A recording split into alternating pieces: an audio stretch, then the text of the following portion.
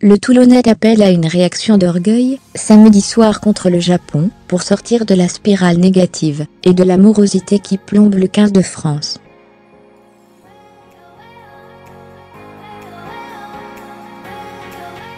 Vous avez décortiqué la défaite face à l'Afrique du Sud, 17-18, à la vidéo. Quelle analyse en faites-vous, Mathieu Bastaro?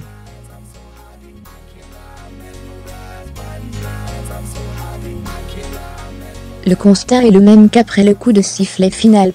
On laisse filer le match par notre faute.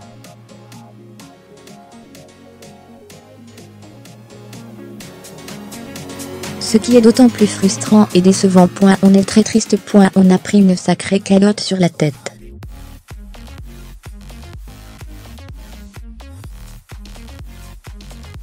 Mais il fallait débriefer pour avancer. On ne peut pas se morfondre sur cette défaite, car il nous reste un test à disputer.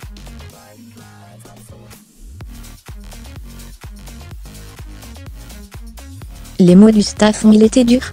On est des grands garçons. Au moment, il faut se dire les choses, que ce soit le staff ou entre nous.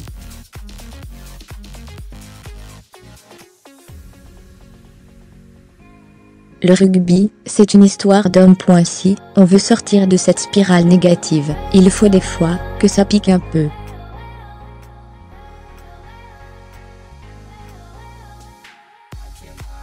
On échange donc entre nous car, si on ne se parle pas, c'est compliqué dans un groupe. Sourire.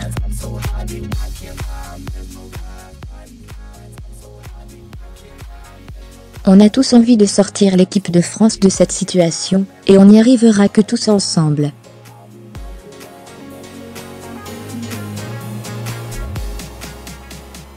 Ces défaites qui s'enchaînent, ça pèse sur le moral? Bien sûr. On voit bien que le climat est plutôt négatif, autour de nous mais ici aussi.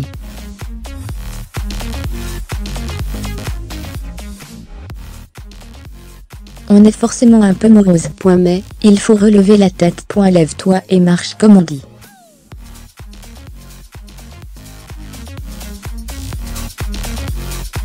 Ou plutôt lève-toi et cours, rire.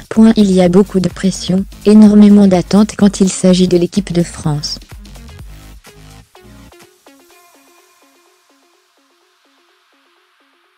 C'est fois 1000, par rapport à un club, comme Toulon. Il faut avoir les épaules pour la supporter.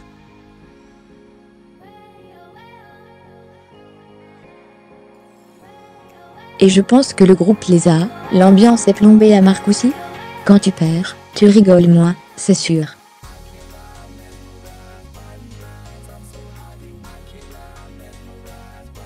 On ne va pas faire une boum, rire. Ces défaites nous touchent. Celle-là encore plus, parce qu'à chaque séance vidéo, on voit qu'on se le mange tout seul, avec toutes nos petites erreurs.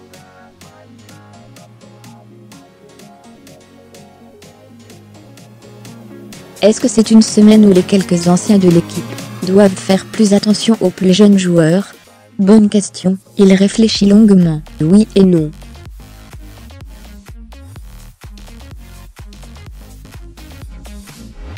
Au bout d'un moment, s'ils veulent grandir, le rugby, c'est aussi ça, ces périodes où tu doutes, où tout ne va pas dans ton sens.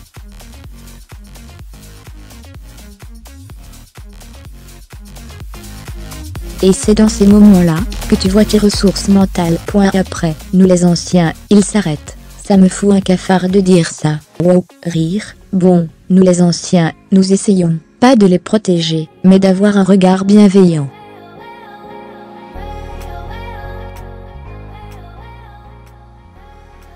Un peu comme des grands frères, parce qu'on a connu ça aussi. Il faut toujours garder espoir, sinon il n'y a plus rien.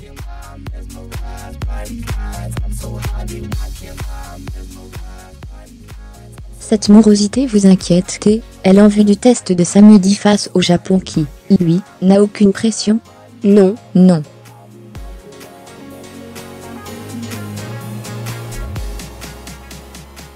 Au contraire.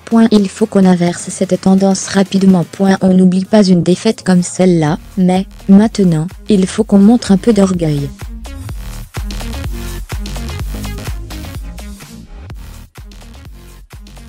qu'on arrête de tout subir. Parce qu'on en a tous marre de passer pour des il est pelle, c'est.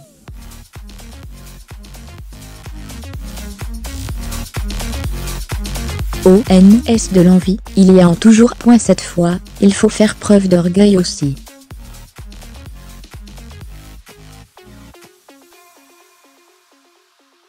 Que pouvez-vous nous dire de l'équipe japonaise? Il faudra la prendre au sérieux.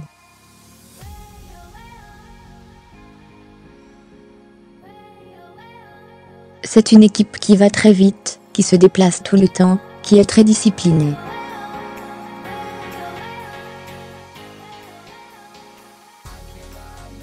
Et, à la vidéo, on a vu beaucoup de joueurs intéressants. Il va vraiment falloir rester concentré en permanence, car on a vu qu'ils jouaient très vite les pénalités ou les bras cassés.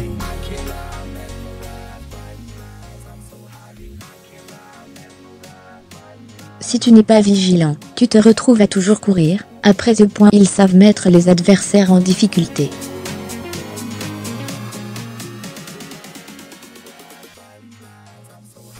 Début novembre, ils ont certes perdu contre l'Australie, mais en leur mettant 30 points quand même, 30-63, NDLR.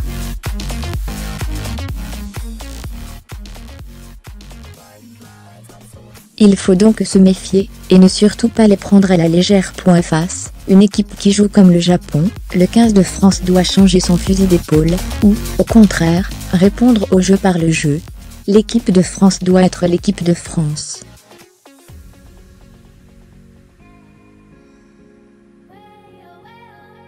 Nous adhérons tous au projet de jeu. À nous de le réaliser, avec beaucoup plus de justesse technique et ça ira.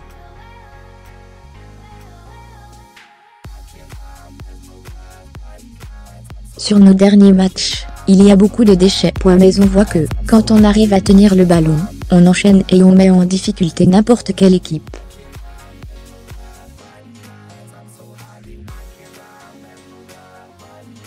Il faut s'appuyer sur ces séquences positives.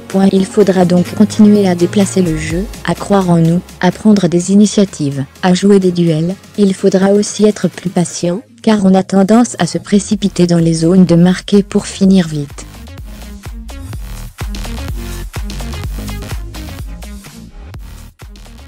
Physiquement, les joueurs français ont l'avantage sur le papier. La solution ne serait pas d'insister devant, avec des ballons portés par exemple.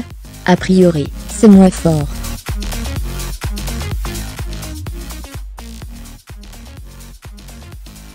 Seulement a priori, il ne faut pas les sous-estimer. Contre les Tongiens, qui sont très costauds, les Japonais ont fait quelques ballons portés. Samedi dernier, à Toulouse, le Japon a dominé les Tonga 39-6, NDLR.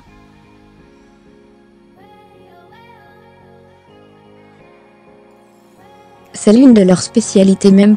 Ils sont redoutables devant. Il ne faut pas penser que, parce qu'ils sont plus petits, ou moins costauds que nous, on va pouvoir leur marcher dessus.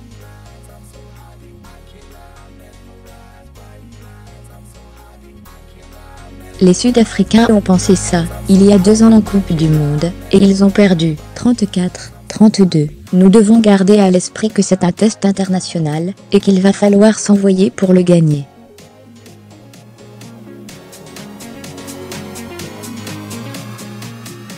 La Luerna, avec sa pelouse synthétique, et son toit fermé, ça change quelque chose.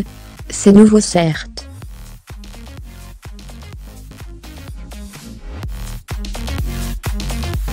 Mais je ne pense pas qu'une surface de terrain puisse décider du sort d'un match. C'est n'importe quoi de penser ça.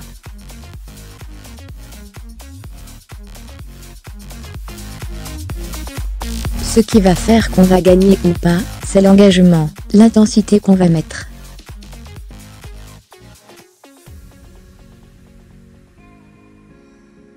Honnêtement, moi, que ce soit un synthétique, ou sur la plage, un toit fermé ou ouvert, ça m'est égal.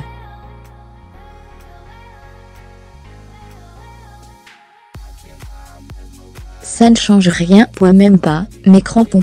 Il faut demander aux artistes, il montre Anthony Bello, peut-être, rire.